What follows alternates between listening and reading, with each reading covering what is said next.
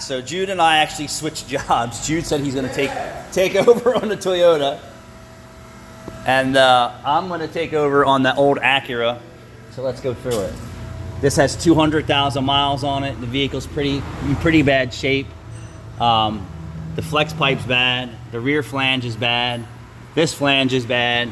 This intermediate section is still okay. This is all original. This side was patched in a while ago. This side was already rotted out. So instead of going through the whole expense of replacing the whole entire exhaust system on here, we're gonna go with the most affordable option. Just like the Toyota over here, we're gonna cut out the bad sections.